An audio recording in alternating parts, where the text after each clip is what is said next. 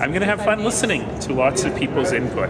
I will try and keep people focused on the land use issues, of which there are several.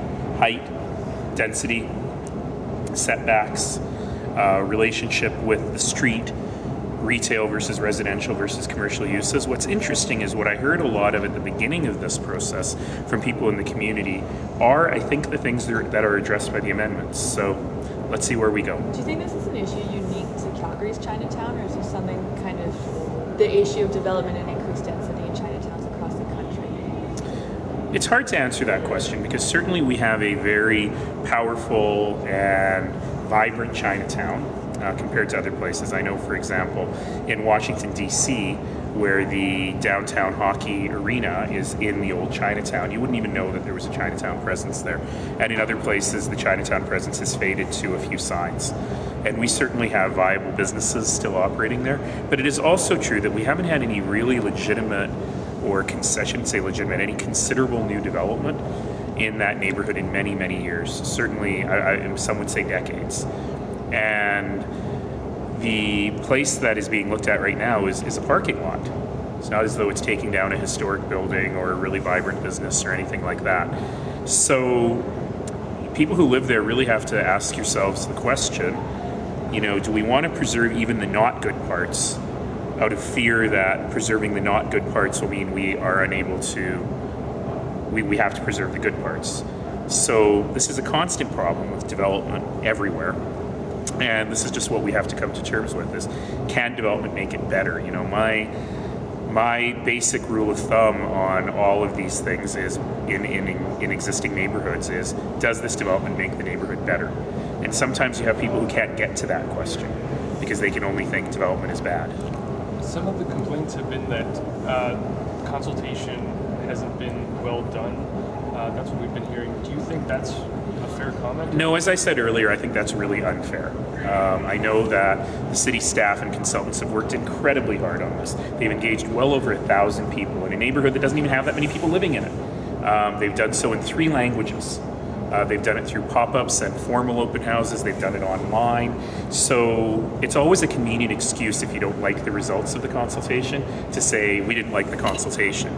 But in reality, you can't please everyone. So if you're focused on what's wrong with the plan, focus on what's wrong with the plan.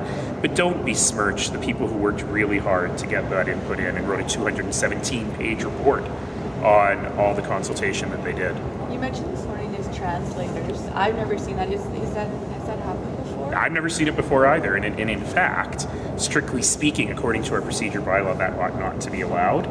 But that said, I can't see why we wouldn't. What's your understanding of how it is that the ARP got to be so out of date, so old in this central part of town? It happens all the time. Really? Happens all the time. We have outdated development plans everywhere, and if we were to update every single one of them, it would be 100 person years of work or more. And one of the reasons we're doing the Main Streets work across the whole city is because that actually addresses the issue of outdated ARPs along these main streets in many, many parts of the city. So I'm not surprised. It happens all the time. But the thing is that the current ARP, that's Area Redevelopment Plan, the current Area Redevelopment Plan doesn't really protect the residents in the way some people are saying it does. And in fact, has led to real stagnation. So I think everybody agrees that the ARP is no good and needs to be updated.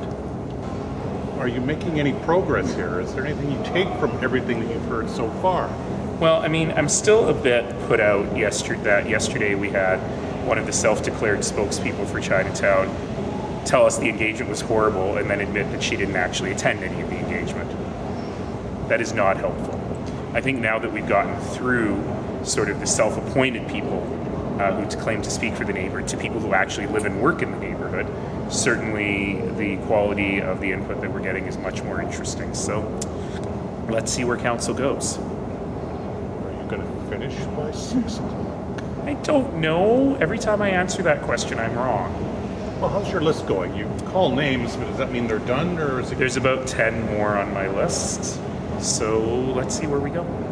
Now, the arguments you're hearing, can you phrase them as, when they talk about Chinatown will be altered dramatically if this goes through, Are you getting planning reasons in some of the arguments you're hearing? I think that it is a very legitimate thing to say that Chinatown will be altered. And I think that the question that council has to figure out is for the better or for the worse. And that's really the nature of council's questions on this. Will having way more people live in Chinatown have benefits beyond having a taller building than would normally be allowed there? And one of the questions I have for administration, because it hasn't been clear at all, is what could you build there today with the current land use on that site? And my suspicion is that it's something much worse than what's being proposed now. So those are the things we've got to sort out.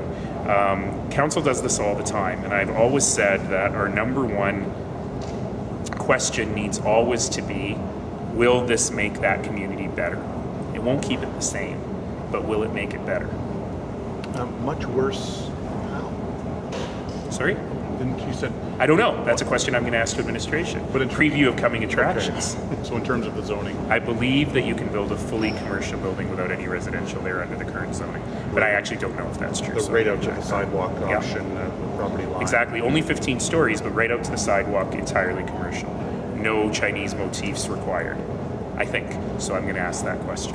Is the podium not the key to this in terms of, obviously the sun shadowing might be a separate issue, but in terms of the podium, does it matter if there are 20 stories on top of it or 30 or 40 if you have the podium right? This is a very important question you're raising, because the street life, as you see in cities that are defined by tall buildings, the street life is defined by what hits the street. So it really is about what's on the first story, even what's on the second and third story. Beyond that, the difference between 15 and 21 stories other than shadow is not really that big a deal.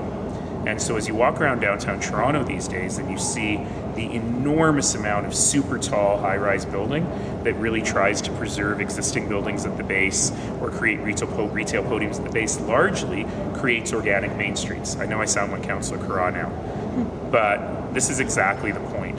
The street life, according to urban designers, is dictated by how it hits the street, not necessarily by what's above it.